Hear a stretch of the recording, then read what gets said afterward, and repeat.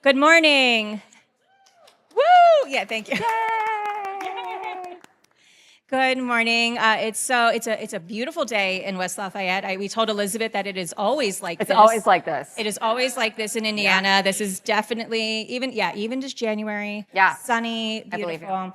Thank you all so much for being here for our spring distinguished speaker series for the Center for Working Well. I know many in the room and online, but my name is Allie Gabriel. I'm the director of the center. And before we get started today, I just wanted to give some updates because we have been busy. And this is a good moment to kind of share some of the things that we've been doing and some really important people who are also involved in the center. So we have continued to grow tremendously, which is wonderful. And some of our center leadership is here today. So we have Kate Zapay, who is here. She is our... to call you, on the phone, no. She's our Associate Director for Research and Impact. She joined us in the fall in that role, and since then, we have been doing a lot of new events and programming. We're actually gonna be hosting our inaugural research conference here in May. We have 92 people who are going to be here from all over the place, mostly faculty, but some doctoral students as well, to have all the latest and greatest Working Well research presented here in West Lafayette at Purdue. And we'll have highlight reels available after the conference that we're really excited about. We're also moving to an emerging scholars cohort program for individuals interested in entering the field. We are furiously going through applications right now. So if you're listening and you applied, you'll hear from us soon, and we're really excited about the growth and letting in the next generation of scholars into the Working Well community.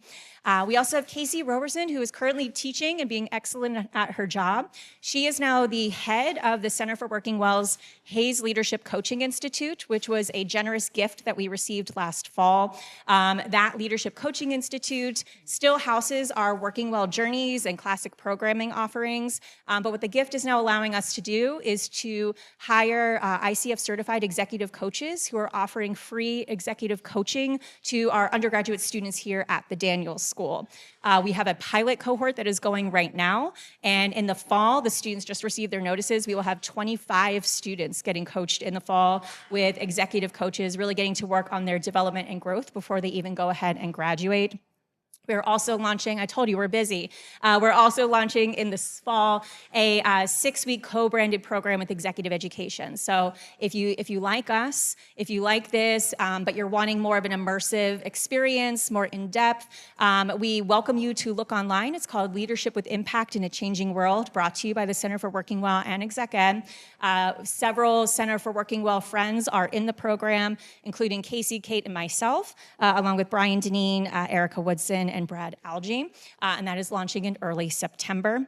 Lastly, we have a couple other people we want to call out. Jana Day has joined us as our new Senior Program Manager of the Hayes LCI. And then we still have Sarah Hetherington, our amazing administrative assistant, who has brought this event to life again for the 6th time in a row. So we're very, very grateful to them for all of the work they do behind the scenes to keep us running. So that is enough for me. You did not come here to hear me talk. You came to hear Elizabeth Umphress, who I am so thrilled. She has made the trek all the way from the Foster School of Business at University of Washington. So thank you for flying in from Seattle and getting in late last night to come join us today and being so awake and chipper in the morning. We appreciate it. Elizabeth is a professor of management and holds the William D. Bradford Endowed Professorship at the University of Washington. She teaches dynamics of negotiations and ethical leadership to executive and full-time MBAs at Washington and has extensive consulting and executive education experience.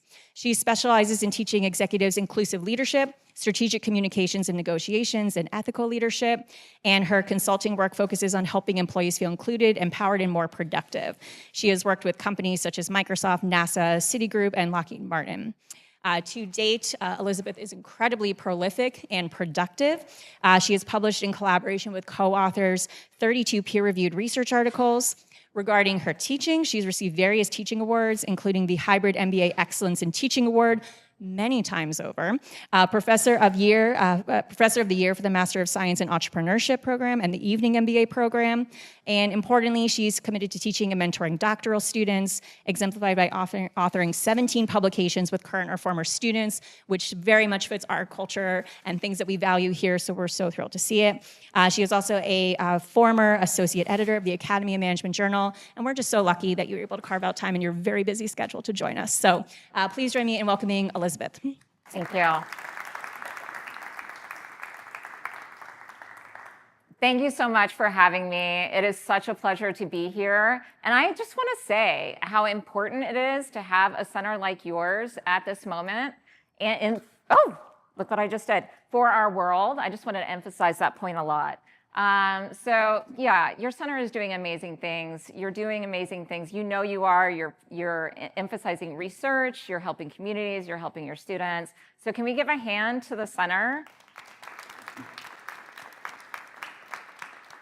Yeah, it's such an honor to be here. When I was asked, I couldn't say no. This was just something that I needed to do because I want to support your group. All right, so today I'm going to be talking about a little bit of the dark side, which is a little bit different than what is normally produced by the center. I do want to say that in the end, you'll realize why you do not want to engage in unethical behavior, and it's not good for us. And so that's our emphasis. So it is in line. Like the talk is going to be happy at the end. We're going to be a little bit sad at points that people engage in this type of behavior, but not encouraging people to do these types of things. So we're going to talk about the implications of unethical pro-social behavior. We're going to start off just by talking about unethical pro-social behavior in general. This is a focus of my dissertation way back in 2003. I've been thinking a lot about this topic, and luckily we have a lot of people who are also doing research on this topic because they thought it was important, so that's kind of exciting. So I'm going to provide some antecedents to this type of behavior and looking for how do we prevent it within organizations. Less has been done on the consequences of this type of behavior, so I'm going to review a little bit of that, and then I'm going to get into three different research studies in which we're looking in depth at the performance implications of this idea. All right.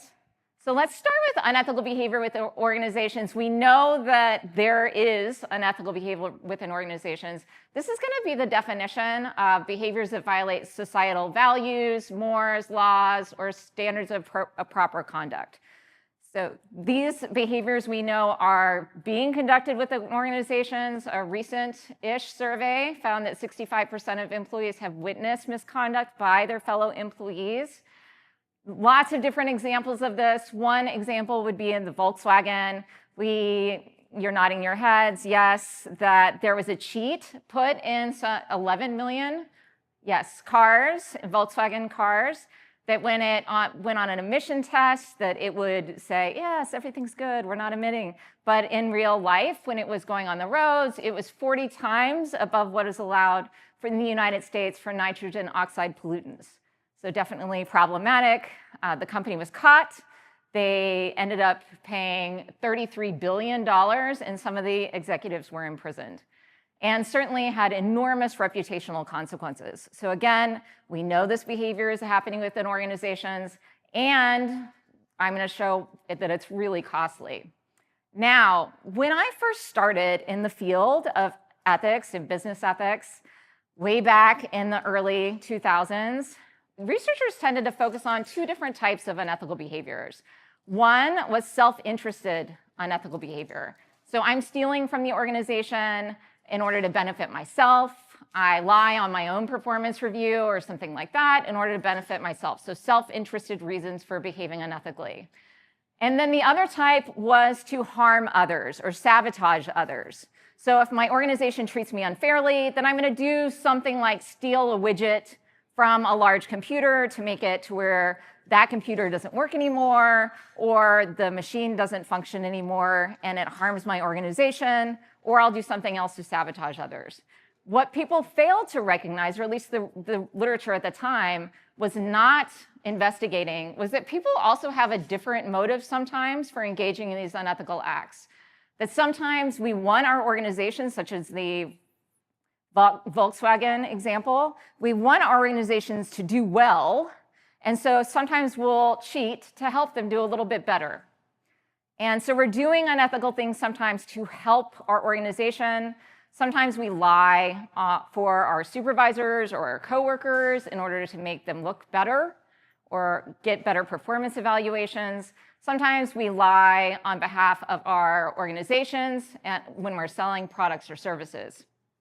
So that's what I was seeing in the world, and I saw it based on my own example. So I talked to doctoral students earlier, and you have this moment when you have to decide what your dissertation is going to be about. And so I was in this moment at Tulane University working with Art Brief, who teaches ethics and does research on ethics, and also Rob Folger, who does research on organizational justice. And I was trying to decide, what am I going to do my dissertation on? We had some visitors come in, similar to how I came in, and other individuals like PhD students who would be interested in joining our institution. And they would come in and they would ask a question. So again, we're in New Orleans, Louisiana, and they would say, how safe is New Orleans? You think it's a safe city, not so safe city? And they would ask me this question, and I would answer, and I did this a series of times. I answered, it's no more unsafe than any other big city. And at one point, and I like that you are laughing, at one point, around the time that I was trying to figure out when I'm going to do my dissertation, I stopped. So I said, no more unsafe than any other big city. And I stopped. And I said, you know what? That's not true. That's not true. It's actually, now, New Orleans is fantastic. The food is amazing. Colleagues are wonderful.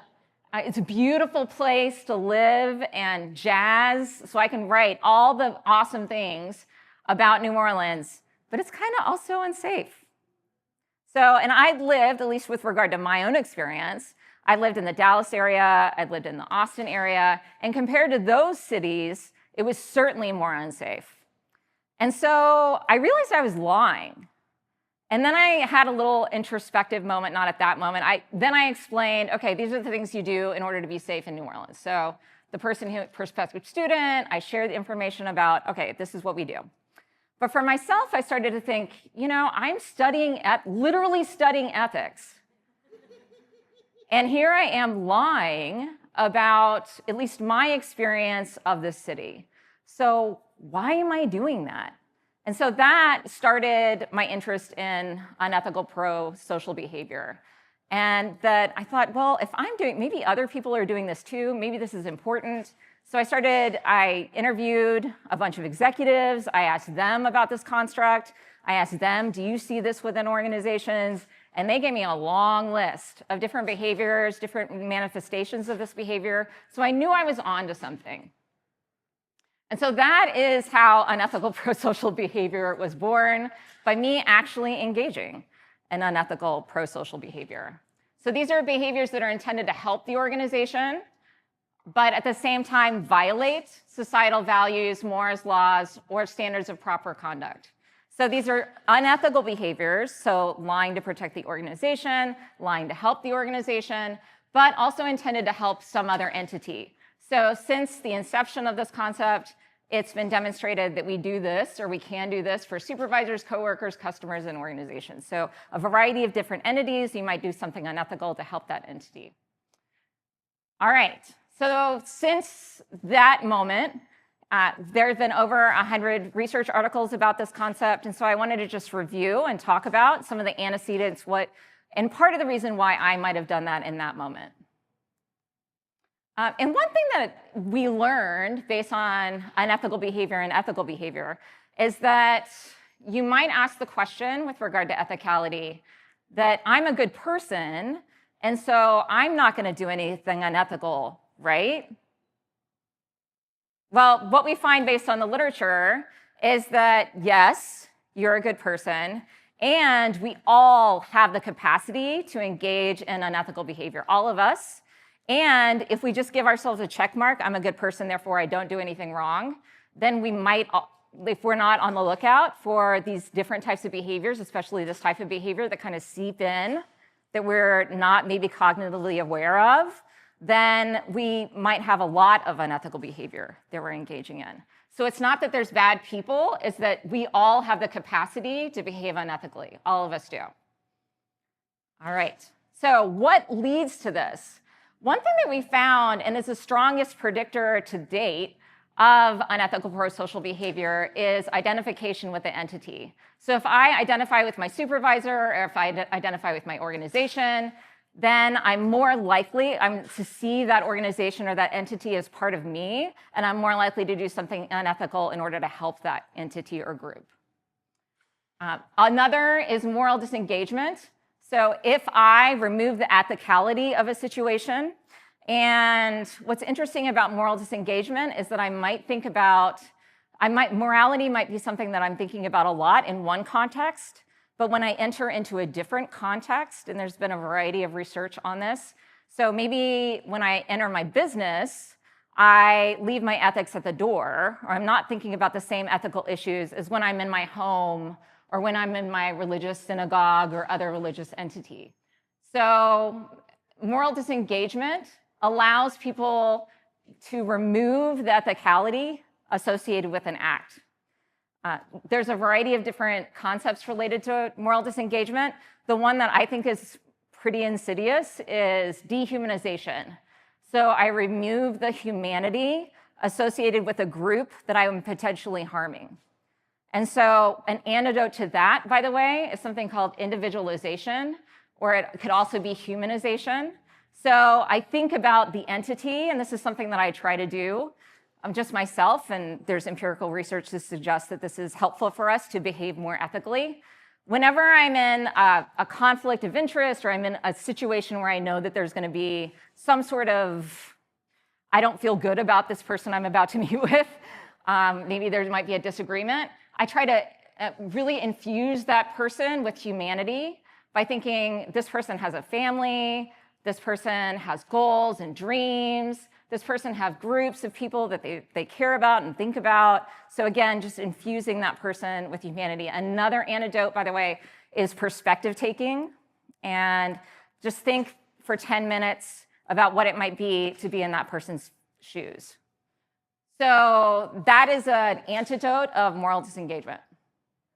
Another piece of research that I was able to do is that previous research had shown that if I'm in a positive mood or if I'm happy, then I am more likely to engage in unethical acts. Whereas if I'm sad, I'm not. And so maybe the finding would be we just should all be sad, which doesn't sound great to me. But what we know in the moods literature is that there's activated moods. So an activated mood is something like I'm strong, excited, or determined. That's positive. And then there's negative activated moods that I'm afraid, nervous, and ashamed. Then there's deactivated moods that are positive as well as negative. So positive might be that I'm calm, and negative might be that I'm sad. And what our research showed is that if I'm more in an activated mood, that I'm more likely to act and less likely to see the risks associated with what I'm doing. And so that's why if I'm in a positive or negative activated mood, I'm more likely to engage in unethical pro-social behavior. But it's not because I'm either in a positive or negative mood, it's because I'm more activated. All right, and then we have obsessive passion. Also makes it to where we're more likely to do these unethical acts. Okay, so now we can move to interpersonal influences. So before I was talking about my emotions or my identification or my feelings, now how are other people impacting me?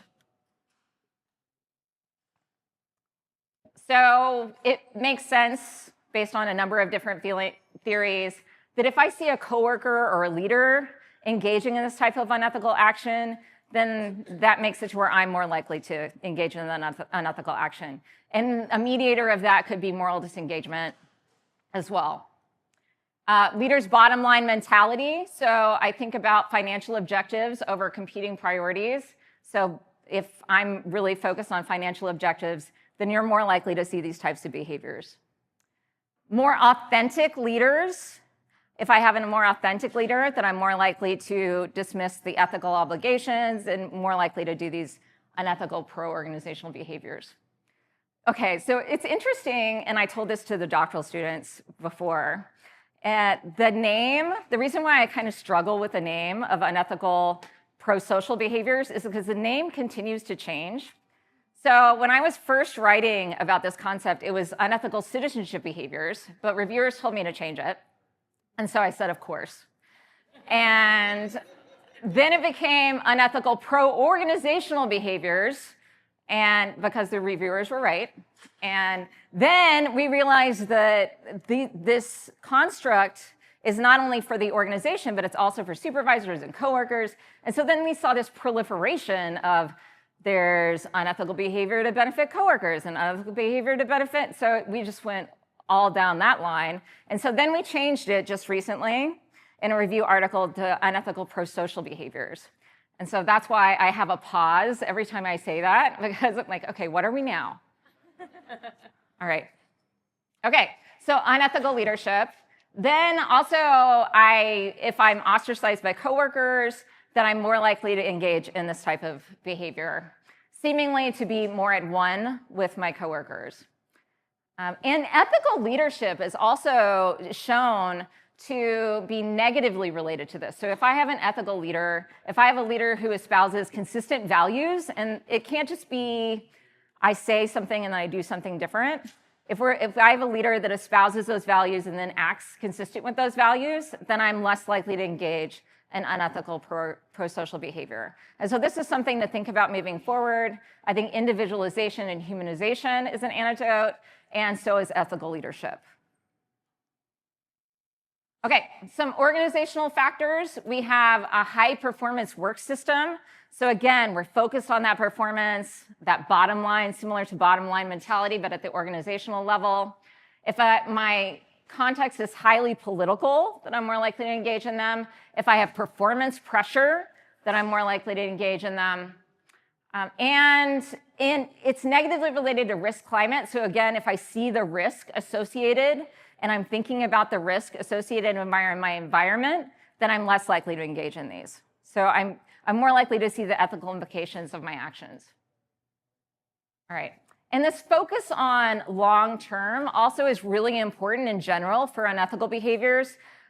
The unethical pro-social behaviors, but also other types of unethical behaviors, are short fixes. And they're not fixes at all, is what I'll demonstrate. And so these are short-term thinking. When we have more long-term thinking, more of a group context that we're thinking of, then we're less likely to engage in these behaviors. Okay, so now we move to consequences of these types of behaviors. I want to note that there's not a lot of literature here. There was only 12 studies that were done on that of the 100 plus. And so we don't know as much about the consequences. And I also want to highlight that these are intended to help. So we do have the intention to help by doing these types of behaviors. So I'm curious about, does our intention actually become realized? And just, it does not. I'll tell you. Okay. All right, so in terms of if I see a leader engaging in these unethical pro-social behaviors, then I'll have negative moral judgments of the leaders, and then it will lead to lower stock prices. This was a really cool study done by some of my colleagues, Michael Johnson and others at the University of Washington. And there was an event. They scoured through media reports of anything related to unethical behavior, then coded it according to, is this unethical to benefit, and then looked at stock prices. And then they did other studies in order to demonstrate that this is an effect. So leader UPB reduced job satisfaction and performance because I have lower trust in the leader. It has higher levels of employee moral disengagement, which makes sense. So moral disengagement leads to UPB, and then UPB then leads to higher levels of moral disengagement. So moral disengagement is pretty much all over this behavior. All right. Then we have, if I'm engaging in this behavior, how do I feel? So I feel pride, but I also feel guilt. So this behavior is a little bit paradoxical in that, okay, I want to do something good to help my entity, but I also am doing something bad. And so the emotions resulting from this behavior are similarly both pride and guilt. So there's been a couple of studies that have demonstrated this kind of paradoxical emotional effect. It leads to anxiety and work-life conflict, and it leads to higher levels of organization-based self-esteem and higher levels of stress. All right, so those are our consequences. So now I'm going to switch to some research that I'd like to talk about, where we're looking at the performance consequences. So is this behavior consistent with my intention to benefit? And I want to acknowledge my co-authors, Marie Mitchell, Flora Rink, Philip Yang, and Riggs Yang. All right, so I mentioned that we have some mixed effects. So another one of my colleagues at the University of Washington showed that we have positive performance effects. So our leaders are telling us that we have higher levels of performance if we engage in these types of unethical acts. But we also have other research showing that there's negative performance effects. So we have positive as well as negative. There might be a mediator here that's helping to explain these relationships. And so our research goal was to better explore this UPB performance relationship. And we wanted to build more of a theoretical model to help explain why we're seeing these consequences.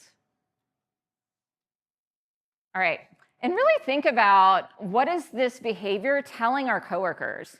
So if we're engaging in this type of behavior, what are the messages that we're sending to our coworkers by doing this? There's a lot of different research based on social exchange in organizations and in teams. And if we have a strong positive social exchange relationship, there's this perceived obligation for me to do things to benefit my group.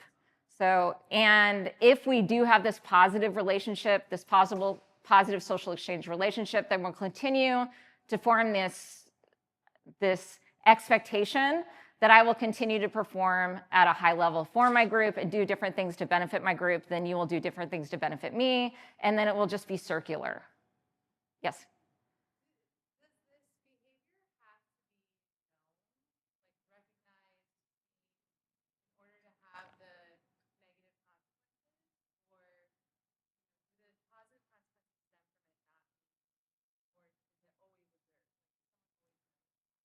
observed? Okay, such a good question. And I think that the negative and positive effects are still going to happen to me. I'll still know. But the interpersonal consequences are going to be less likely. We do see negative individual level performance effects. So my performance will decrease, which will then impact the team.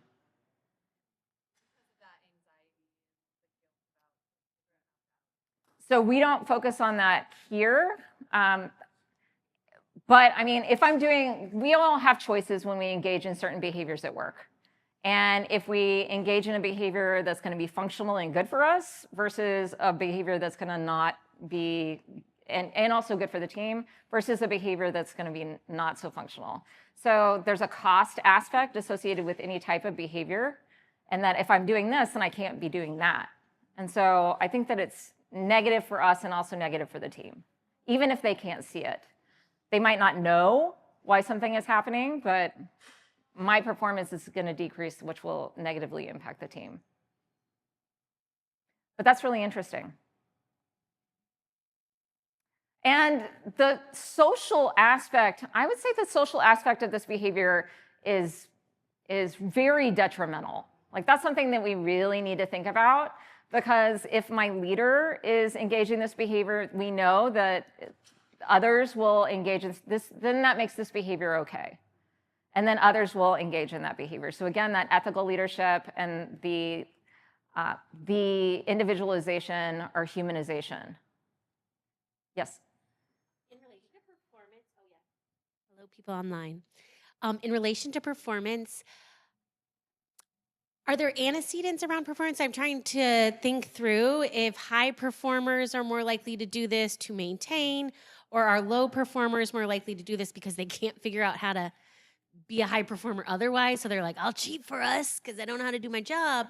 And so I kind of playing then it, how it plays on the back end. Yeah. And if you know about the performance differences as an antecedent, or what your suspicions are if the literature doesn't. I mean, I think this is really interesting. What do you think? Yeah, I mean, I think it could go both ways. I agree. I think there has to be a threat, right? Like a high performer has to feel like maybe that there's some fragility to their performance that makes them do it. Or they feel like they have some equity. Like, I'll cheat a little for us because I can, because I have status or reputation or an assumption that I'm good. Or if you suck, you got to find your way to get up. I mean, I think that, so we see this finding that when we have goals that are incredibly high, so if we have a 100% goal, which is unattainable in most settings, and we see people cheating. So we see people, and so whenever I hear in an organization we have a 100% goal or like the high performance goals, then your high performers are going to do a little bit in order to get ahead. I don't think that the UPB is going to be any different. I think that the unethical, and people might even look at that person, you're doing this to help the organization, they might look positively. Yeah. We have to keep it up. We all have to keep it up. But when that tends to falter, so what comes to mind is an example from individuals, engineers, nuclear engineers who were part of the military taking care of our nuclear weapons. Like, we want them to be ethical and very wise, don't we? And they had a 100% goal on a certain recertification test. And what they ended up finding is that a large percentage of them were cheating in order to get that 100% goal. And so, again, ethical people who are very interested in keeping our nuclear weapons safe. And also, we've got the 100% goal, which created the stress and anxiety such that people were cheating. So, again, good people, but unfortunately put in these very, very strong situations that created the unethicality. And so I would be careful with that bottom line mentality, the 100% goals. In those situations, you're going to see not only other types of unethical behavior, but more of this type of behavior. Sure, yes. I was just going to ask, what came to mind this conversation is the Boeing example. Yes. Have you done any research around that? Very interested in that. Several of us work for Rolls-Royce, so we talk about that as an organization all the time. I'm just interested in your take on that one. Well, so I have not studied the Boeing context. I do teach Boeing employees, so that I feel like this is a context that I should probably enter in. I do have colleagues who know a lot more about Boeing and are studying the specific airplanes, but so I'm going to take it back from that particular context. But I do think that this performance pressure can, and I think that's maybe some of the rationale and reasoning. So performance pressure can make us cut corners for sure. And there's some corners we don't want to cut. And let's just say we don't want to cut corners. Okay? Let's not cut corners. Yes. Yeah. And there's the consequences associated with cutting some corners are worse than others. Yeah. So with our nuclear weapons and airplanes, when we're talking about life or death decisions in hospitals, these are situations that we want to be really attuned to, and also not have those 100% goals and try to make it to where the performance pressure isn't 100% because we're never going to be 100%. And so let's have backups and safeguards. So another intervention that we have is when organizations focus too much on human behavior without safeguards and backups and procedures that are really strong, procedures can really save us. Backups can save us. And so let's have multiple checks such that we'll take away the human error that is inevitably going to be there. Yeah, I hope that helps address that question. It's really important. Yes, go ahead. but wait for the microphone. Hi. So my background's in human rights, Oh, yay. and I'm also a Christian. So this is something I think about a lot, just in the sense that I'm always curious because I studied human rights and as a Christian, like what code of ethics we're really following. So when we say it's unethical or this is unethical pro-social behavior, according to whom, I guess? Yep. Just because, like, especially like you'll see like there are different codes, like generally we're like, oh, the Universal Declaration on Human Rights, okay, but like there are a lot of tribes in different parts of the world who say, no, actually that's very westernized. We don't think that women should be able to do this. And who are we to say women should be free to do this and this and this, right? Or that, you know, whatever, because like we don't all subscribe to the same code of ethics. So like for example, also like when we're talking about like nuclear, the example you gave for like nuclear, like I think just nuclear in general or like defense in general is unethical. Like I wouldn't work for a major defense company because I just find the whole organization itself unethical. So I guess I'm just trying to understand, like when we're talking about ethics, like what is there like a code we're referring to? Like maybe everybody in this room can agree like lying is wrong. Okay, sure, but there are other places where they're like, well, or religions or tribes or whatever who will say actually lying is wrong however, if you're using it to protect someone, that's very ethical. So it's just, I guess, Yeah. according to whom and how do we decide what's ethical and unethical? Yeah. Such a good question, and something that people who do research on ethics we struggle with. Like this is something that we're highly attuned to ensure that in the context that we're studying that this particular behavior is considered unethical in that context without making normative assumptions about some other behavior. So when I'm talking about unethical behavior, it would be within the context of that I'm studying, that this group of individuals would deem this behavior unethical, recognizing that in another place it might not be deemed as unethical. And so like and that being said, there are things called hypernorms. So if you look at across most major world religions, we're able to see certain things tend to show up a lot. One of them is lying, stealing.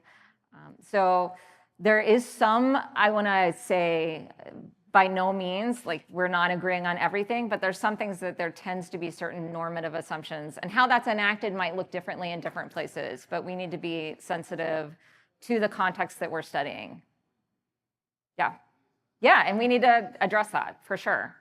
And so the flip side is that, I mean, it's a really difficult topic to study, not only with regard to this, but if I were to do an intervention and it leads to lower unethical behavior within that organization, then I can't do, so if I did an experiment, a high and a low, and the high condition, like let's say it's individualization and I do humanization.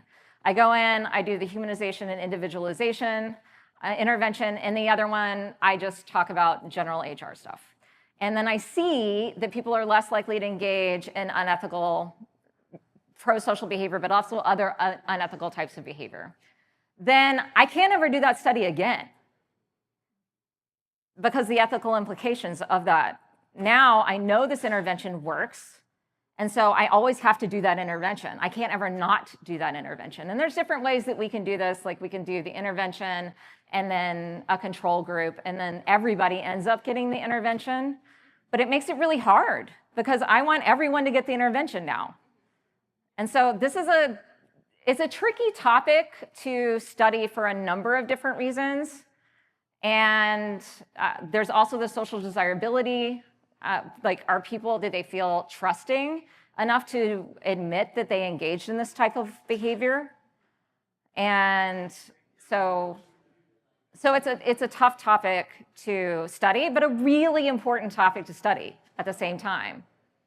And so recognizing that this research can't be perfect, and we're just trying to use the best methods we can at this moment. But ensure that like confidentiality is high, and that I am really honoring my participants to the extent that I can. So yeah, good question though. It's hard stuff. It is. But I think that this makes it even more important because we could shy away from these research questions. We could. But I think that we're better for leaning in, acknowledging that we don't have all the answers too, that there needs to be more research that's done. And in doing this type of research, my hope is that we're more aware of these types of behaviors and can eliminate them within organizations. So we can treat one another better, like our customers, our employees, our coworkers. So my goal in doing this research on the dark side is to get to wellness, to where we are better, we are more well. So yes, thank you for that question. We'll do one more question, and then we'll let you keep moving through. Just curious about whether you have heard about any research or whether you have done research on those group of people who refuse to get involved in those unethical involvement or anything. Oh, okay, so the individuals who don't do the unethical behavior, yeah, it's the other people. So they're always in my studies. So I have some people who are doing these things, and then I have other people who are not. So it's the people who are not. They tend to be higher in moral identity. They tend to be less likely to morally disengage. They tend to have more ethical leaders. So all the things that I talk about before, it's either the opposite of that or... But have you seen a trend of those people being pushed out of the organization? Pushed out. Okay, so if the behavior is not a choice, then it's not this. So the behavior, in order for it to be unethical pro-social behavior, it needs to be a choice to engage in that behavior or not. If it's not a choice, then we're talking about a different type of behavior. And that then we're looking at accountability, and we're looking at other causal factors on that. So, and that's a very important behavior as well. But it's not this. This is, I have the discretion to engage in this behavior or not. Okay, we said no more questions. Are we doing one more? Yes.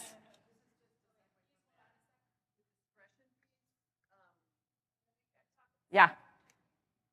The discretion piece, again, a person, if they're accountable to their behavior or Yeah. not. I think it was in this room, was it last quarter, there was someone that presented about the narcissist at the workplace. And you don't want one of those in your No. life, period, or anywhere. So they have no conscience. Okay. So destruction is their only goal. And the nuances in which they can create the damage takes me to the second part of my question is accountability. How in the workplace are there any metrics that can catch someone like a narcissist who is extraordinarily able to create a disaster? And so if you cannot have the guardrails because they're so good, how do you screen out in the interview process? Because, I mean, that's another almost impossible endeavor. But you're going to have, 10 to 15% of the population, we don't even know it, but they are. Is it 10%? So fascinating. Well, so psychopaths are around 5% of the population. And so I don't know about this room. I don't know if they'd be attracted to a wellness talk. No. So how do we, when I was first an undergraduate and interested in looking at these types of dynamics, I thought, let's try to, I wanted to focus on psychopaths. I was really interested in psychopaths, fascinating. But then when I realized, and I stopped focusing on them, when there's no behavioral change. And so we don't yet have interventions in order to change that behavior. I would say that you could look at measures like moral identity. You could have situational-based questions that put people in an interview. You can put people in a situationally based ethical dilemma where there are two choices, and both of those choices are hard choices to decide between. And if you see that person is really thoughtfully walking through that ethical dilemma, then I would say that person is not a psychopath probably. But really, it's engaging in that, okay, we're in a troubling moral space. We're all going to be there in our work and in what we do. All of us have moral dilemmas or ethical dilemmas. It's the engaging in the process to try to find the answer that I teach when I teach ethical leadership. And that's what I would be looking for in an employee.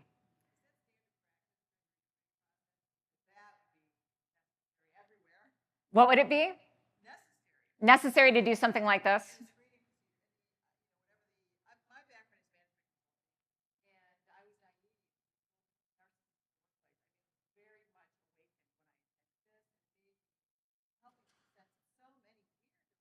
Yeah.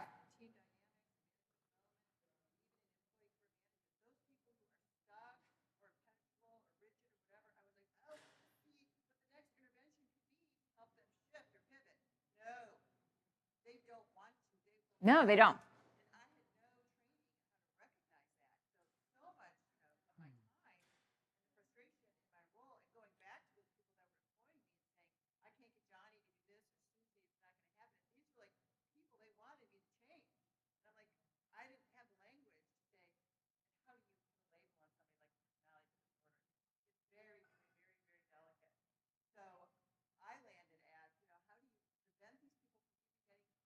Yep.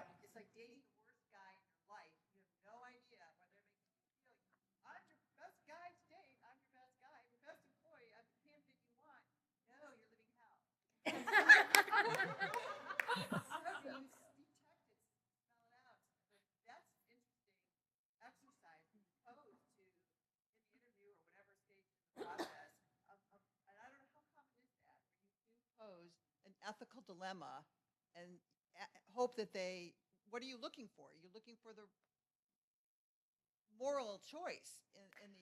I think that I'm looking for reasoning. Like, are you engaging in the ethical reasoning part? Are you thinking about different, whatever context you're coming from, are you thinking about different moral rules, laws?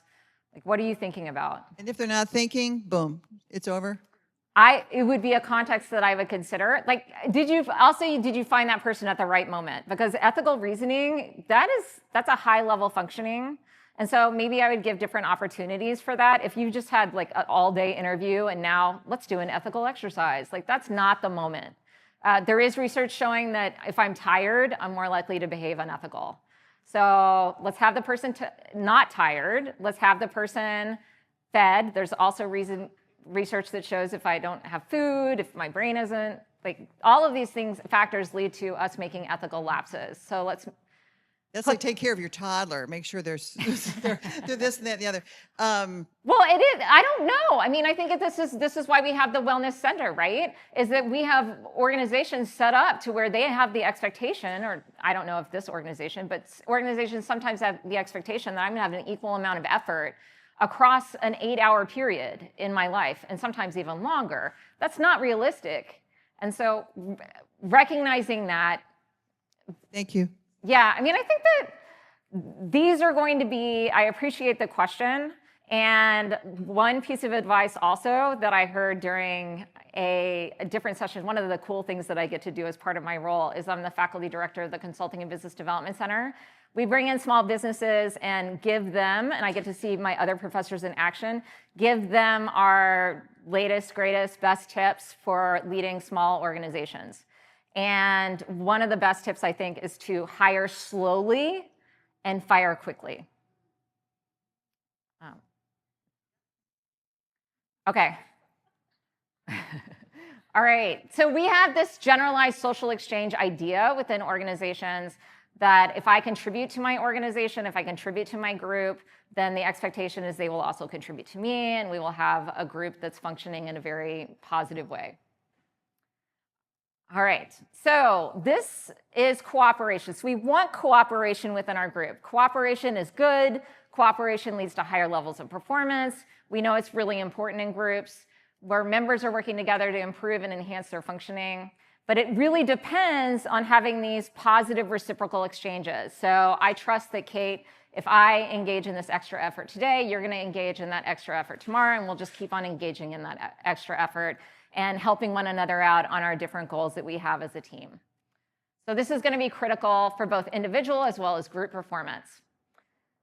And what's an issue with cooperation is, again, I have this expectation if I do something, then you'll also do something in return, and we'll just keep working together in that way. But it has this opportunity from what I am super excited about this term, bungling actions, which has been around since 1949. And that sometimes we just make mistakes, we make errors, these things that impede effectiveness. There's substitutes for these legitimate and effective acts. And I think that unethical pro-social behavior might be one of those. It's a bungling action. So it's a cheat. So it creates this illegitimate opportunity to do better. It could erode trust and really decrease my performance because of that erosion of trust. So it's eroding that group synergy. Now we have someone who's engaging in a cheat. I see that you're engaging, and that is important that I have to see that you're engaging in that cheat. I know you're engaging in that cheat now, and now we're eroding that trust. So we are proposing that the UPB, or unethical pro-social behavior, leads to less cooperation. And then, but cooperation is really, really, really important for performance. But we think this is overall going to be, UPB is negative and negative for performance. And that's why, because of the cooperation. And so I'm going to talk to you, I'm going to do a time check. So I have until, okay, so yeah, we totally got this. So I'm going to talk to you about 3 different studies. The first study is a field study. The second study is an experiment. The third study is a series of studies. I'm only going to talk to you about 2 of the studies included in that third study. All right, so wow. Let me tell you, I don't know about basketball, but I'm about to talk to you about basketball. So this is what happens when we have amazing co-authors who have specific expertise and are able to contribute in an amazing way. So as I mentioned before, this is a really hard behavior to study. It is. It's really hard. One place that we tend to see it, and we have observables to where there's usually videos taken, they're televised, is sports. And so there's this thing. All right, let me talk about the context. We have lots of games, so 16,000 games from 2005 to 2017. We have millions of players, or millions of play-by-play records. We focused on flagrant fouls. And those of you who nod, I assume you know something about basketball. So basketball, evidently, which I found out when I was on this research project, that these are really bad. That if you are kicking someone, it's violent. If you're kicking someone, elbowing someone to the face, kind of not inadvertently, deliberately causing some kind of violent action to another person. So these are these unique, flagrant 1 fouls. Now we didn't focus on, there's a higher level, which is flagrant 2 fouls, because those are immediate dismissal from the game. And then we can't look at your performance moving forward. So we only focused on flagrant 1 fouls here. Whew. All right.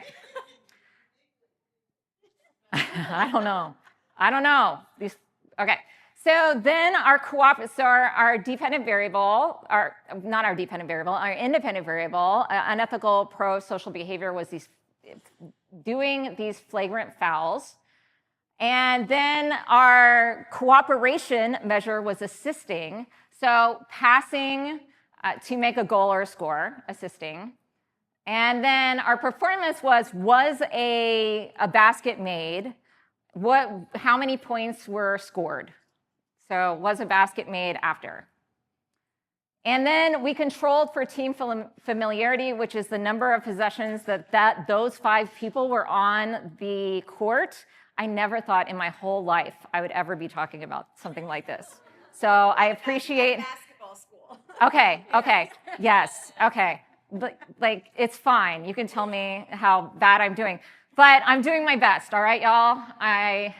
Okay, so the number of possessions on the court in that specific game the share of starters, so the number of starting players on the court during that possession. And then if they were ahead or behind when this occurred, we also controlled for where we were in the game. So if it was later in the game versus earlier in the game. So we did a number of robustness checks on this. All right. So what's really neat about this is that we have as a control, we use all of the things that happened before. And so for that reason, we're just looking at this foul and what happens after that. And that is what we're measuring here. The control is everything that came before. Yes?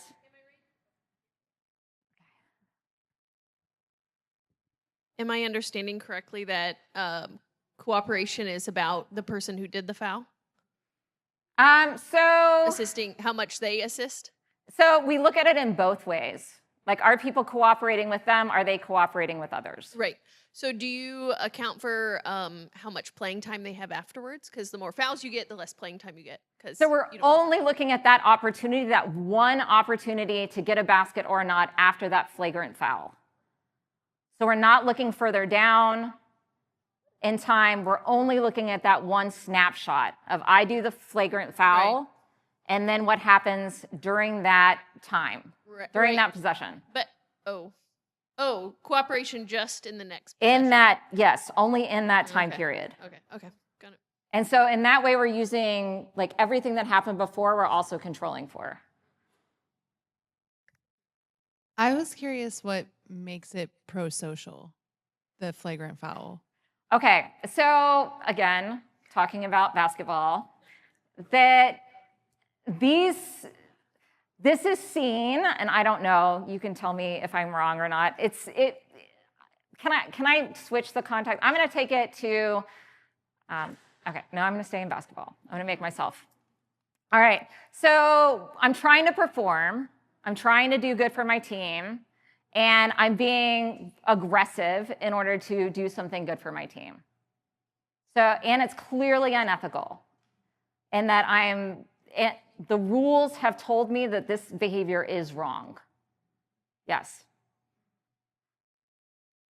So we can, I think that might be a question mark, and I think that's an interesting question mark. So how unethical is this? Or how bad is this?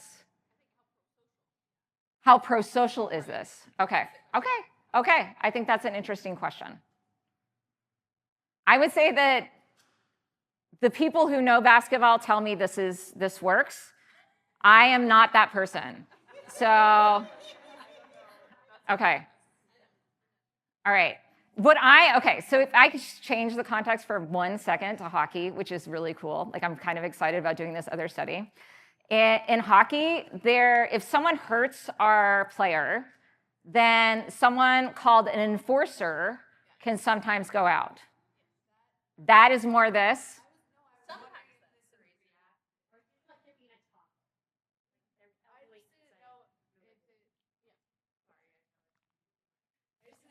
I wasn't sure if it's like in reaction to something else happening on like before this, where then they are getting some sort of payback, like the enforcer. Yeah. The enforcer, that totally makes sense to me. Yeah. And I'm honestly not that familiar with basketball either. Like, I've heard of it.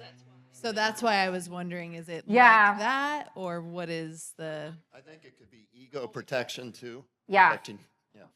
So I think that sometimes these behaviors could be ego protection. I think, just as someone who doesn't know about basketball, I can imagine that it might be related to the self-interest, or might be related to helping the team. So it's like protecting the team. So the idea is that it's protecting the team. Gotcha. Okay. That's the idea. So just to expand a little bit more on the enforcer notion, is that everybody knows that if I hurt one of the star players on a hockey team, and if it's a certain team, if this certain player comes out, this person is known as, quote unquote, the enforcer. This person is put on the ice to harm the person who just hurt our player, whether it was inadvertent or deliberate. So in hockey, they've tried to get rid of this person, and they're trying to do the same thing here with the flagrant fouls. It still continues to be, we still see this. And I still think that we see this within organizations too. We're not maybe doing violent things to one another, but there is someone that is sent out to get the job done. The job done is usually unethical, by the way, to do the unethical thing in order to seemingly help with the organization. Okay. All right. So the results of this study show that we have negative, this is a negative sign, negative effects of unethical pro-social behavior on our cooperation. And this is cooperation at the team and also at the individual actor. The actor is the person engaging in the flagrant foul. Then we also see that team performance is increased when we have more cooperation or more assists.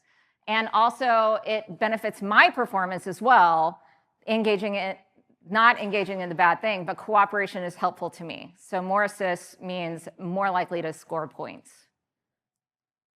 Okay, so this is the indirect effect of unethical pro-social behavior and cooperation on performance. And so we see support for this, both at the team performance and also the individual actor performance. So doing the flagrant foul leads to less cooperation, which makes it to where I'm less likely to score my goals. I'm less likely to get a basket. Okay. Okay, thank you so much for going with me and being a safe space where I could talk about basketball. Now we're going to move into a space that I feel much more comfortable, which is talking about experiments. So we have some limitations of the first study. It's really, as I mentioned, it's really hard to measure these types of things within organizations, and this gave us a context, but we recognize that there's a lot of limitations associated with which were already addressed. We want to have more of a sense of causality. We worry about the generalizability. We hope that in organizations, people are not deliberately kicking people or elbowing them in the face. And we wanted to address more about the social exchange assumptions that we were making. So we're adding trust into our model. So we think that really what's impacting cooperation is I do this unethical act, it leads to less trust. So if I'm engaging in this unethical behavior, it tells you something about me. It tells you that I'm able to engage in these unethical behaviors, morally disengage. So I'm going to be less trustworthy, which then leads to lower levels of cooperation. All right, so we have our experiment was pre-registered. We had business students come into a laboratory, and you had to do on the computer some different HR-related tasks with another person. And the task was writing a recommendation. One of the tasks was writing a recommendation on behalf of an employee. And participants were randomly assigned to 2 different conditions, either low or high unethical pro-social behavior. And here is the manipulation. So participants were assigned to either the idea generator or the writing the recommendation. In reality, everyone was assigned the idea generator, and that's how we manipulated the unethical pro-social behavior, was we presented with something that was high in unethical pro-social behavior or low. When I did the interviews back in 2002, when I was first interested in this concept, something that came up a lot was writing a good recommendation on behalf of a really poor performer in order to make this poor performer some other organization's problem and not your own. And so quite commonly, like you get phone calls, right? Can you submit a recommendation, or what would you think about this employee? And you in your mind are thinking, wow, this person, I really don't like this person. This person is really difficult to work with. What do I say in this moment? And so here we had, it was held constant. Chris was a poor performer, and in a variety, like objectively speaking, but we provide other information, and we're going to end up firing Chris. So Chris is no longer going to be an employee of our organization, but Chris kind of saw the writing on the wall and was trying to find another job, and now you're asked to provide this recommendation. What are you going to do?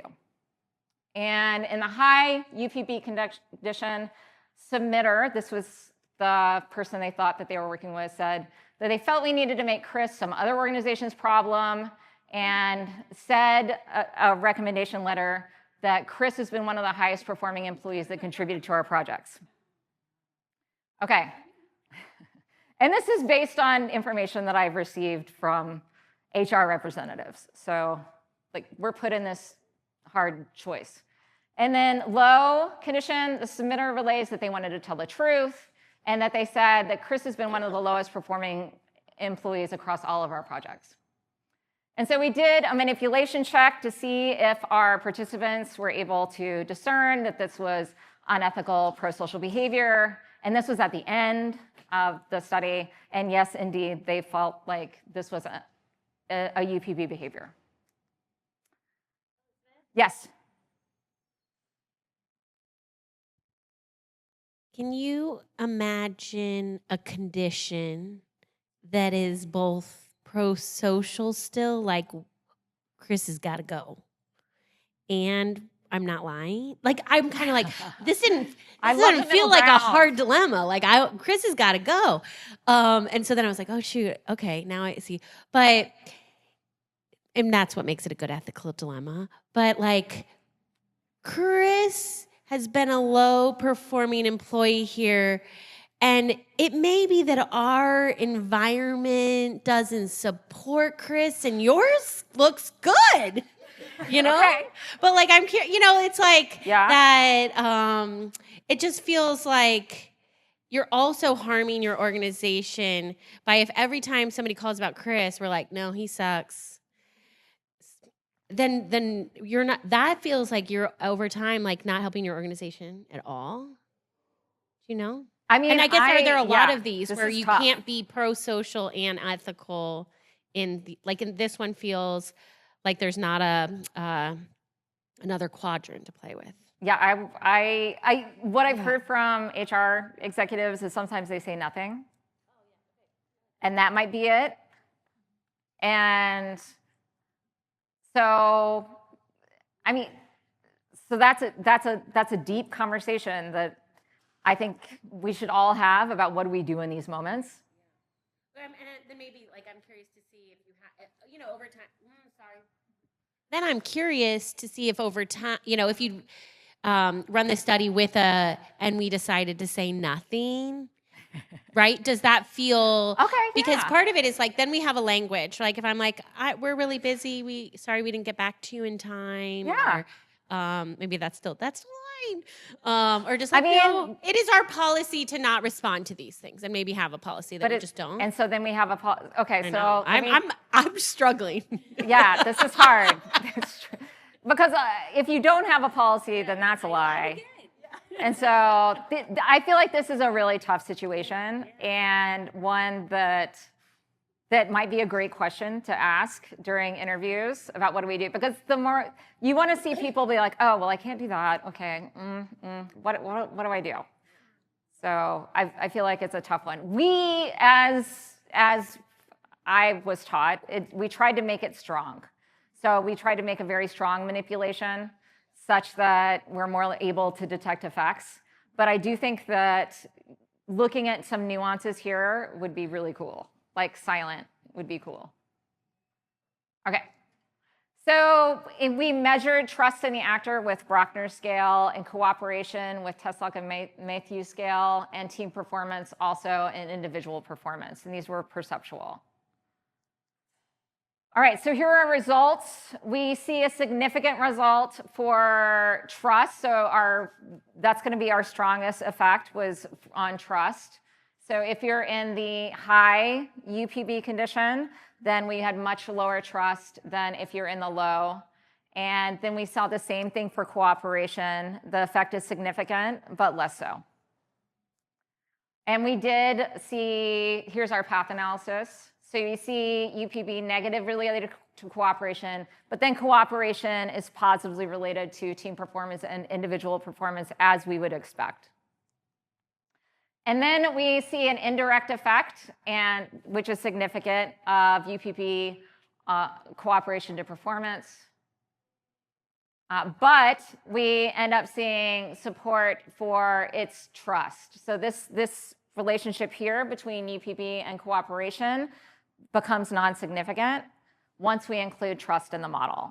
So it's a serial mediation. So UPP leads to trust, which leads to cooperation, then leading to performance. All right, and this result demonstrates support for that effect for both individual and team performance.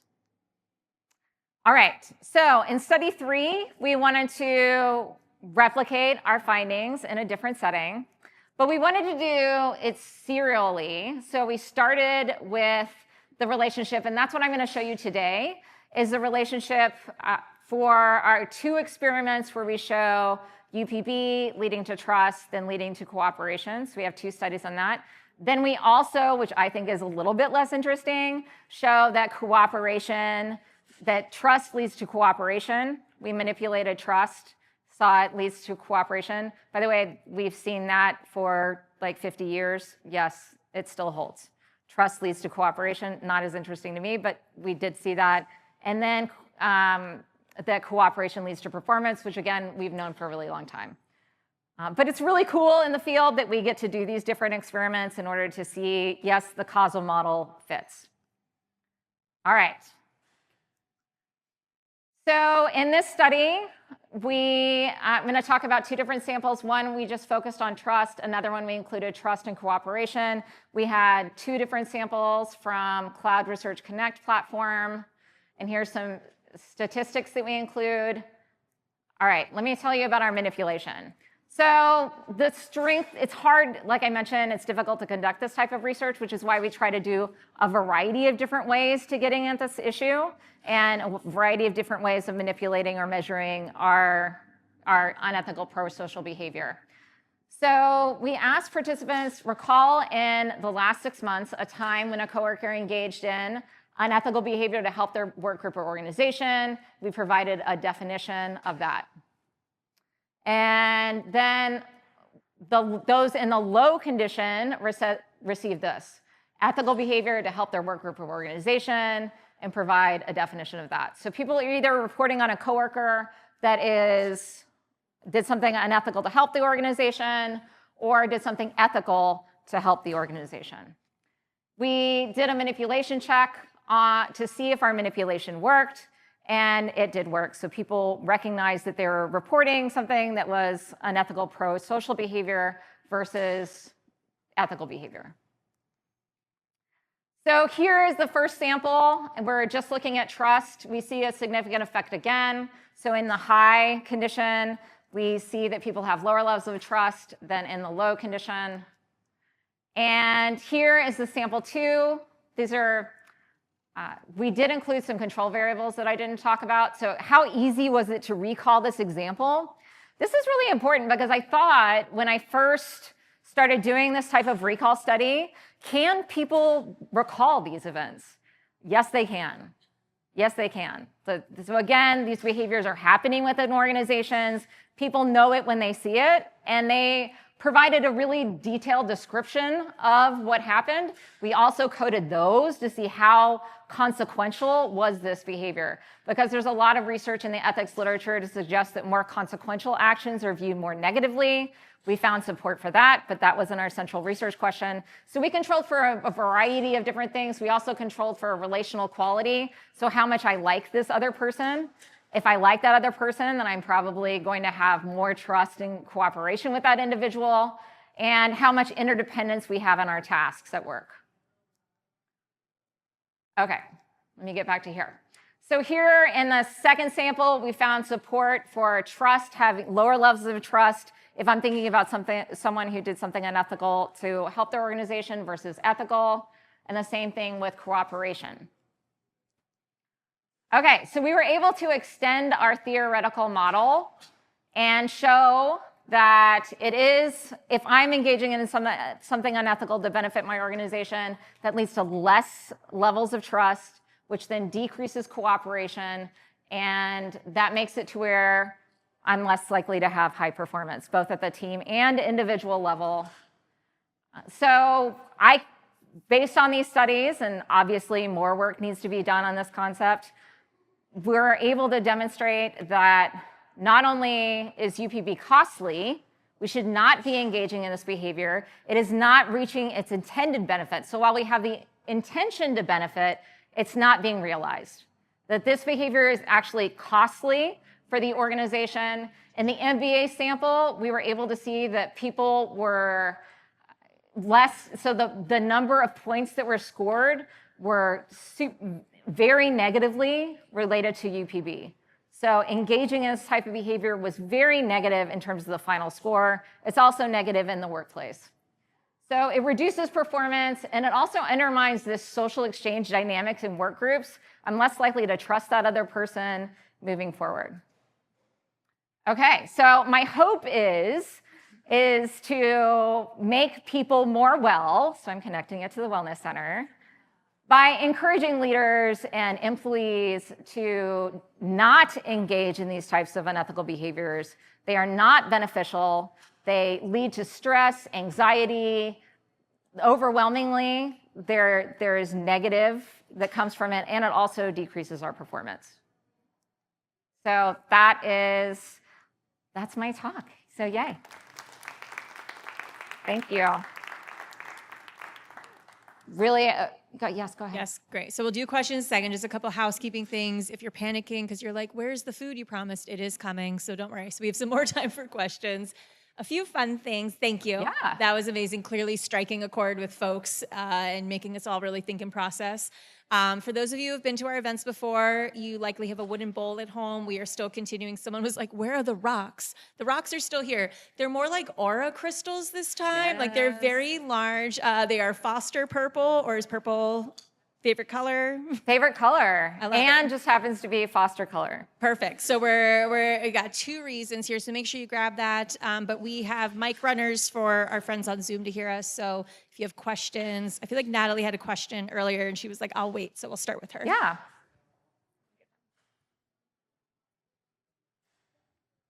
Well, originally I was going to ask you about basketball, but I'll backtrack on that one. And I'm now thinking about study 2 and 3, and I would just like to hear your thoughts on like potentially merging those 2 studies by asking faculty about the recommendation letters they write for students, because on one hand, like I have an obligation to help my organization produce graduates who have jobs or get into graduate school. Yeah. But I'm often asked by the low-performing students, and sometimes I have to struggle with whether to say yes or no, or not saying I've done this, but like if you say yes, then you have to struggle whether or not to lie on that recommendation letter, right? So. Yes.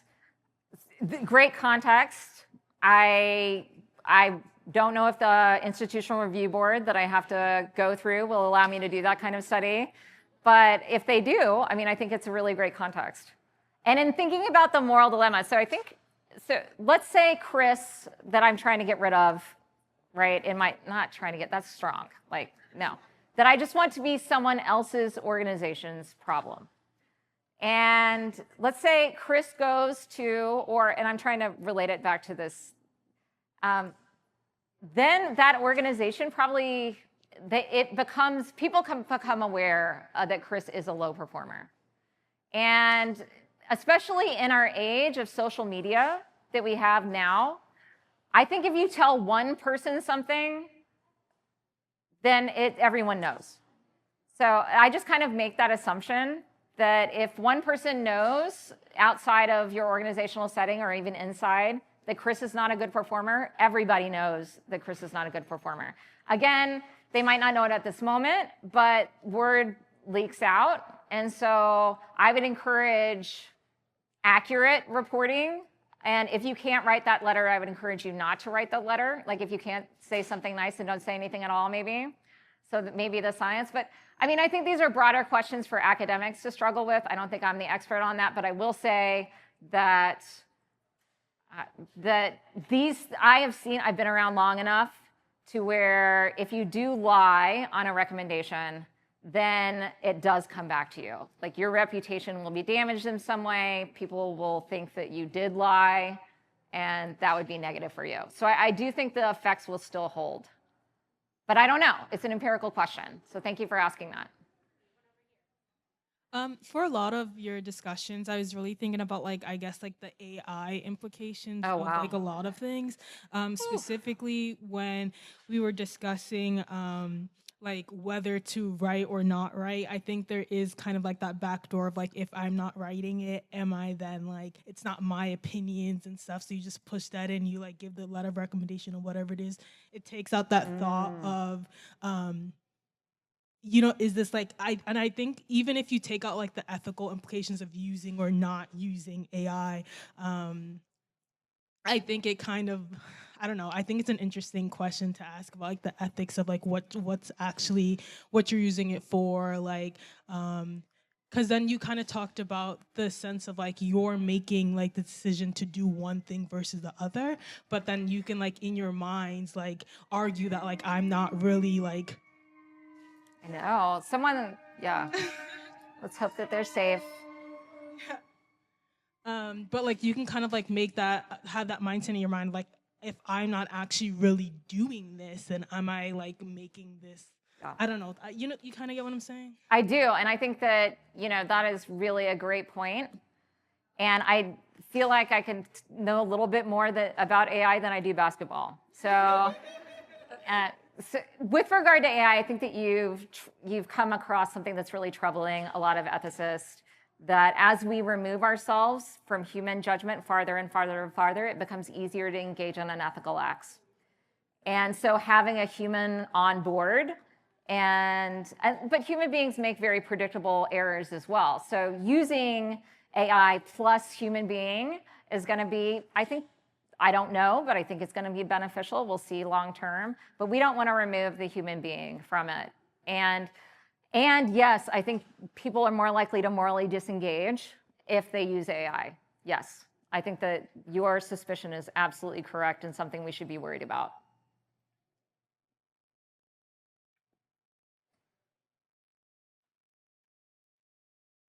Okay, great talk. Loved it. Thank Also, you. great example. We've been cracking up talking about Natalie's question because we've all faced that dilemma. Okay, I had two questions. The first one is kind of getting back to this idea of the individual and whether or not their unethical behavior is known or unknown, seen, unseen. I'm curious to know if there's any sort of beneficial effects of getting away with it not being known. Does that embolden people or empower them, make them feel I found a cheat code to do my job better? I found a cheat. That's the first question. Second question is getting back to this idea of well-being and the anxiety and the guilt that a person might feel.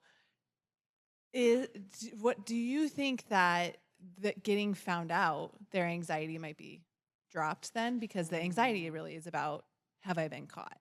And then once they're caught, maybe they have less anxiety. Or if it's a well-known thing, is there still anxiety about it? Or is it, if it's a secret act, is there going to be more of that well-being impact?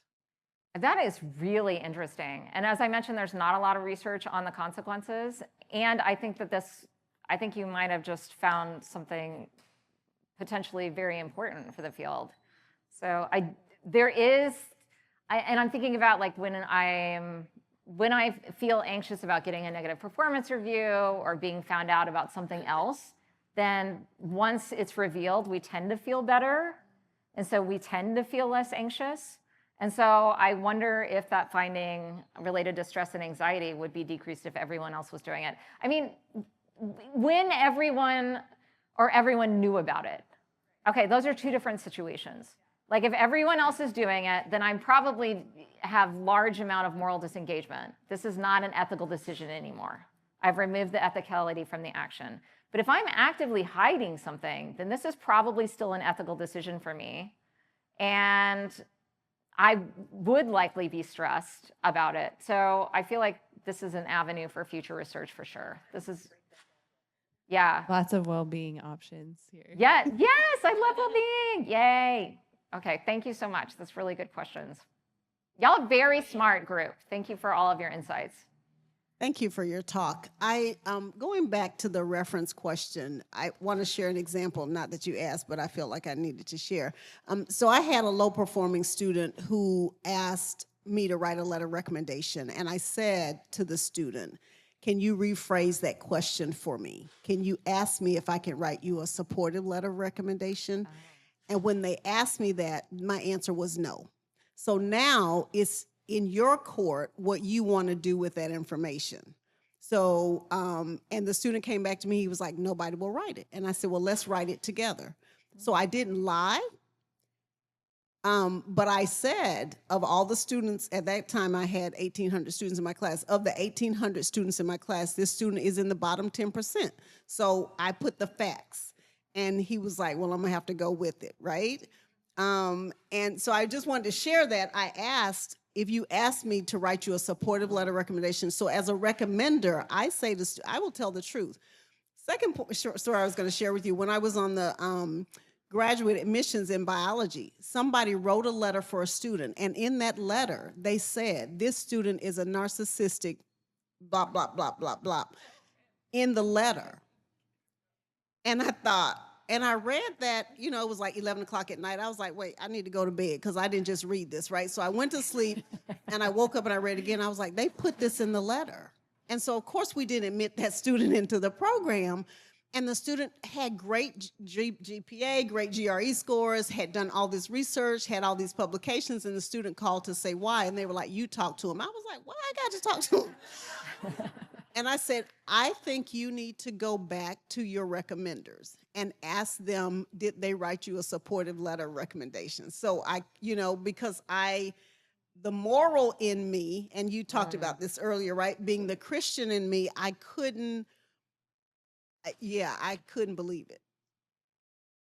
Wow, thank you for that guidance. I mean, I think it's great guidance to ask students to say, do you feel comfortable writing a positive letter for me?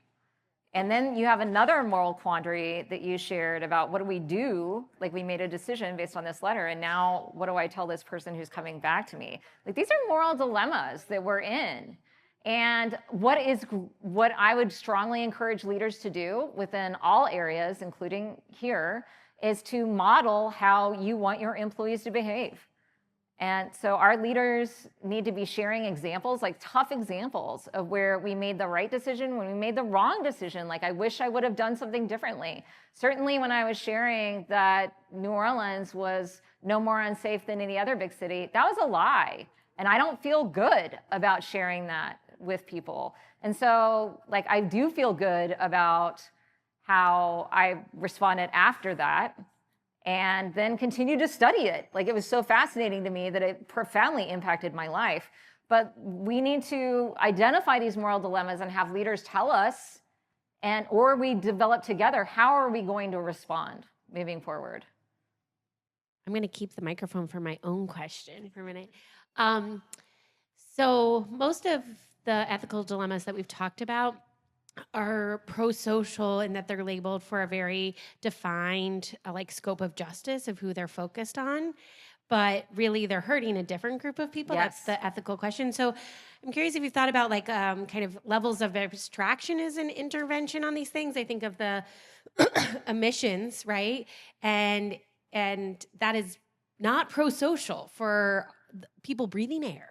Right? Or when I think about writing letters of recommendations for doctoral students, I really put on my hat of like, yes, I care about our Purdue PhD program, but like I'm a citizen of our field that I deeply care about.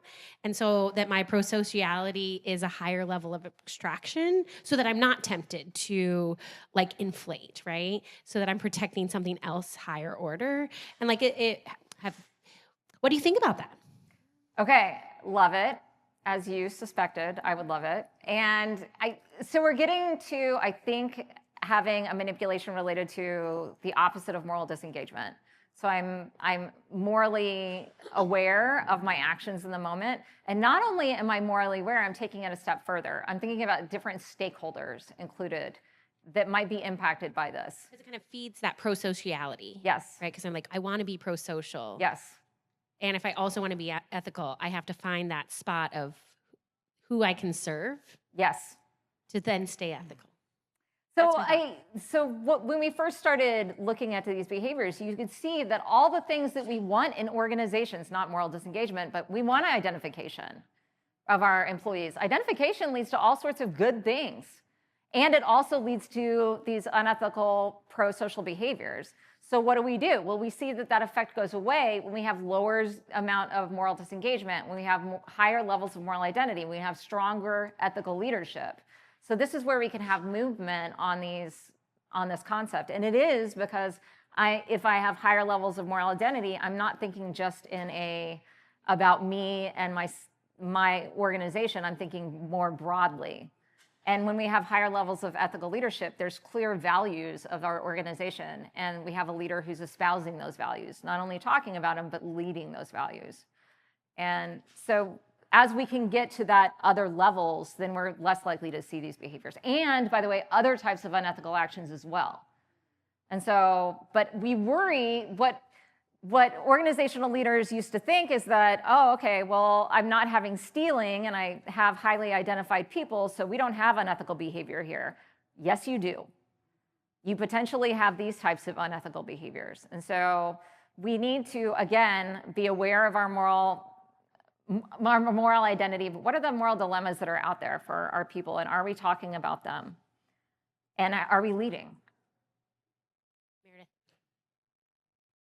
So I'm still stuck thinking about your basketball example. But Okay, we can go there. I will broaden it to like the enforcer example, but thinking about if you're right that what they're doing is retribution for somebody who like hurt or did something bad to someone on my team. By reacting and fouling somebody, how am I not gaining at least that person's trust? That I'm, you know, you got the hurt person that was harmed. And yeah, exactly, right. So like a very local Indiana example was right. Caitlin Clark kept getting hurt, right, and there's lots and lots of conversations about this. But Sophie Cunningham fouled in retribution, and now everybody thinks of her as so great for that. But that I would think the view was that somebody was finally standing up for her on the team. Okay. And so she got a lot of trust. She also got a lot of followers, etc. But right, she got a lot of trust. I would think, right? That's just a famous example, and there's lots of controversy about it. But anyway, I would think that she would get more trust. That's so interesting. And I think that so one would think coworker. There's a moderator, maybe. And that moderator is if someone on my team or a coworker is in an especially really in a hard situation, like maybe their significant other was just diagnosed with cancer. And then I am doing a performance evaluation for this person. And so what am I putting on this performance? So now we have something else coming in. I know that the very famous basketball player who I do not know about, which I should. Oh, okay. I totally know. No, I don't. Okay. So, but that kind of retribution, so it was repeated unethical actions or yeah, but it could be like if somebody was late for work and I lie and say that they weren't. Yeah. Just as a more organizational example. Wouldn't they trust me more? Well, I think that so I would think similar to your example, it would need to be something larger. Like I would need, so if someone's repeatedly fouled or repeatedly being harmed on the court, then me coming in, I might be seen as a savior. Right. Or more positively. Yeah. Or if the harm that was done was really large to my group member, then I might be seen as not have these negative trust effects. Right. So I think this is a moderator. Maybe everyday kind of infractions, not so much, but if we have a very large event, maybe I will be more trustworthy. But if you do it all the time, then like if you're engaging these flagrant fouls or these types of unethical behaviors all the time, then I think we would have the trust problem. Yeah, okay. Does that I'm always clarify? lying for my coworkers, sort of thing. No, like but in that case, like if I'm always lying to try to help. Yeah, if I'm always lying, like, well, she's a liar. then trust will decrease in you. But if you do it in when my teammate especially needs it, I think that it'll still decrease performance. Yes. But I haven't examined this type of context where I think this is a really important moderator, I think, to this effect. It depends. And, Yeah. and frequency. Yeah. Frequency makes a lot of sense, yeah. Yeah, so the right answer, by the way, for anyone ever in a class is it depends. Yeah, sure. Yes, yeah. I don't know if it's a question, but I think based off of, do you think, I guess the difference is like who gains the trust? So like, I think that like in this example, like Caitlin Clark might trust Sophie Cunningham more, but like if like we take it out of this example and we're like, okay, so this one coworker is constantly late. This is causing issues for me, but then this other coworker is always like coming to bat for them being like, no, they're not late. Then like you're not having that same trust with like others in the organization. So it could be like a one-to-one building of trust, and that trust is not like people looking in are like, okay, so this person is never gonna have to fix this attitude or this behavior because they're constantly like being coddled and it's impacting me and my job. So I really appreciate you highlighting that because, yeah, that one-on-one relationship versus the rest of my team. What is my relationship with the rest of the team? And the salience of these unethical acts. So you might be aware of the salience of positive events versus negative events, and that negative events are much more salient. And some research is like, it's 1 to 10, some is 1 to 20. But think about that. Like if I engage in this behavior that maybe not everyone in my work group agrees with, then I need 20 other really positive actions in order to discount this potential unethical behavior. And so it could be, I would say it's pretty costly. And it's not that I would say, I have evidence that it's pretty costly, like we shouldn't be doing this behavior. But I agree that there's probably some moderators. But thanks. Sorry, I got excited about food. Go ahead. I wanted to go back to something you talked about, or you kind of mentioned about that I've been thinking about, is the impact as either antecedents or contextual significant life events. So having children, caregiving for elderly parents, having a death in the family, any of those kinds of things. And I'm wondering what the literature or your research, how it takes that into account in some of these situations. Because I can see some of the examples that we've had where people are making unethical prosocial behaviors to support a coworker in that situation. Yeah, I could totally see that. And what we want from our organizations is to where we don't have to resort to being unethical to help them. So what we want is for us to have systems and processes, which is why it's so important for this center to be here, to try to prioritize that wellness. And that it not only helps the individuals that those programs are intended to help, but also everybody else. So these programs, like it makes it to where everyone has, like we do feel like we're all more supported. And so, yeah, I think that employees are put in this, who are put in these difficult moral dilemmas should not be put in those difficult moral dilemmas. And it's the organizational leadership, it's their job to ensure that we're not. Yeah, so people, in other words, people should be having children like that, yes, yeah, and things.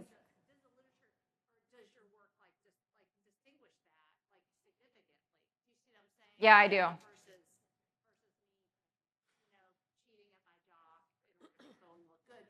Yeah. My colleague is having a really hard time.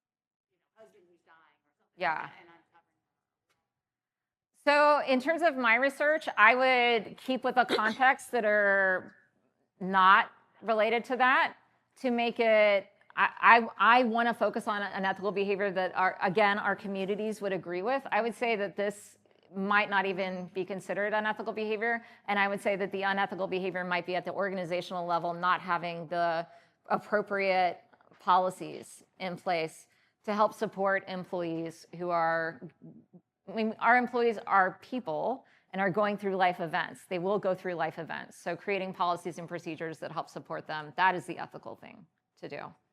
We're going to do one more so that they're totally set up, and then we can enjoy lunch. Okay, awesome. Such a good, love this discussion. So fun. Hi. So this is not my field, but I find it fascinating. And then I'm curious if there is work then on ethical antisocial behavior. Okay, help me with that. What are you thinking? That you do something that looks like it's against the norms, like societal norms for what you should do, but it's actually on whatever scale we use to measure ethics, really for the good of the group and the impacts of that. Yes. Yeah, that's where I was going to. So there is a rich literature on whistleblowing, and it's a really important literature. And I think that allowing employees to share opinions and ideas that might differ from the larger context, that's going to be huge for you, because that's going to be your source of innovation and productivity. These are the employees that are going to see things maybe that you're not seeing on the landscape. So allowing space for those individuals to share and have voice in appropriate ways, recognizing that we don't want any one individual to be dominating, but allowing your employees to voice and having those opportunities to share, you can really find out what's coming down the pike. Maybe, at least maybe develop better processes and procedures for us. Whistleblowing is really very important for our organizations. We want our employees to share when things aren't going right in our organizations. And that way we can correct it. We can move forward. And we're less likely to face legal consequences and really bad things. And so having an ethics hotline is really just standard and key for us, and make sure that that ethics hotline is anonymous and has a way to, you listen to it. You actually listen to it. It's one thing to have a hotline, but it's kind of 20 years ago, there was a suggestion box, and if it was all crusty and, had cobwebs on it, and no one ever looked in there and no one cared about it, then don't do that, because you're not going to get people voicing if you do something like that. But if you have an ethics hotline and there are stories that others could share that person actually felt heard, then you're creating a very positive culture for your organization. Yeah, good question. All right, let's thank Elizabeth one more time. Thank you. We'll say goodbye to our friends that joined us virtually, and hopefully most of us in this room can stay and enjoy lunch and keep having these conversations. And it clearly has planted a lot of seeds. So I'm looking forward to those conversations. Yeah, We'll thank you. And I just want to say, this research is continuing. We're continuing to develop it. So be a part of this research and other research on wellness. So thank you for all that you do.